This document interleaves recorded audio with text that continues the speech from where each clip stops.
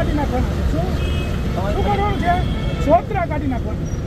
IPS અધિકારી આ મહિલાઓને કહી રહ્યા છે કે આવા લુખ્ખાઓથી ડરવાની જરૂર નથી, તેમને નેસ્ત નાબૂદ કરવાના છે. આ લુખ્ખાઓએ હત્યાની ઘટનાને અંજામ આપ્યો હતો, જામીન પર છૂટે છે અને ત્યાર પછી આ પરિવારજનોને ડરાવે ધમકાવે છે, સોશિયલ મીડિયામાં રીલ્સ મૂકે છે અને ત્યાર પછી તેમને હેંકડી આ પોલીસ નીકાળે છે.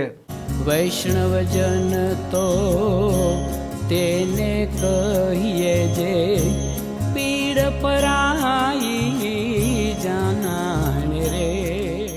નમસ્કાર, આપ જોઈ રહ્યા છો નવજીવન ન્યૂઝ અને હું છું આપની સાથે તોફિક ગાંચી. ગુજરાતમાં અનેક એવા રીઢા ગુનેગારો છે જે ગુનો આચર્યા બાદ પણ જેલમાંથી બહાર આવે ત્યાર પછી સીન સપાટા કરવા, લોકોને ડરાવવા ધમકાવવાના ખેલ સતત ચાલુ રાખતા હોય છે અને આવા લુખ્ખાઓ, આવા ટપોરીઓ ઘણા ખરા કિસ્સામાં પોલીસ છે, પોલીસના બાતમીદાર બની જાય છે, પોલીસને ખાનગી રાહે બાતમીઓ આપે છે અને ત્યાર પછી તે અને તેમના સાગરીતો ગમે તેને ફટકારે, માર મારે. તે સમયે પોલીસ જો ગુનો દાખલ કરે તો આવા લુખ્ખાઓને આરોપીઓ નથી બનાવતા અને તેમના સાગરીતો છે તેમના પર પણ આ પોલીસ એફઆઈઆરમાં હળવી કલમો લગાવતી હોય છે. એક સત્ય અને કડવી હકીકત છે અને આવી જ ઘટના એક સુરતમાંથી પણ સામે આવી હતી, જેમાં આ લુખ્ખાઓએ હત્યાની ઘટનાને અંજામ આપ્યો હતો. ત્યાર પછી તે જેલમાં ગયા હતા. સુરતના લાલગેટ પોલીસ સ્ટેશન વિસ્તારની આ ઘટના છે અને જ્યારે તે પેરોલ પર બહાર આવે છે તે સમયે આ મર્ડરના આરોપીઓ આ ફરિયાદીને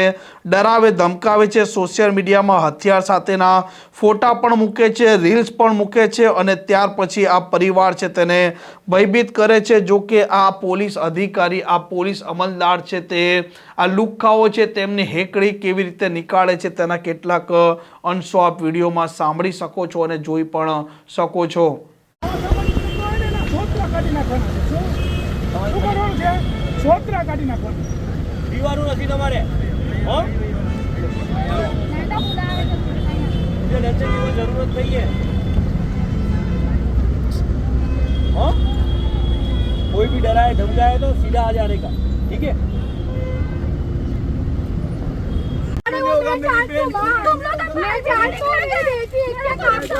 भाई अभी तुझे चिंता करने की બધું બચ્ચે દે ને તો બચ્ચે દે ને मेरी दो बच्चे थे ना.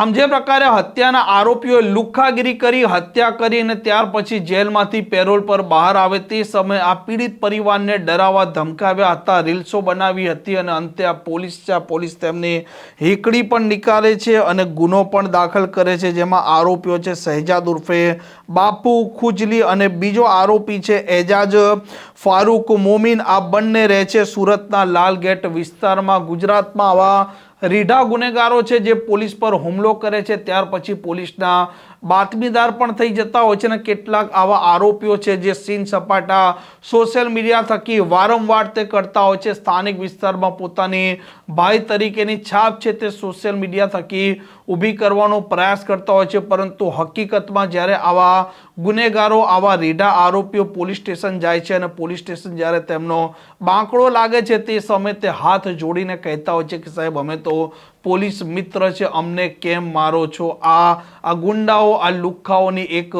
હકીકત છે અને જે હકીકત જ્યારે પોલીસ અધિકારીના ચેમ્બરમાં જાય છે તે દરવાજામાં જ બહાર આવતી હોય છે.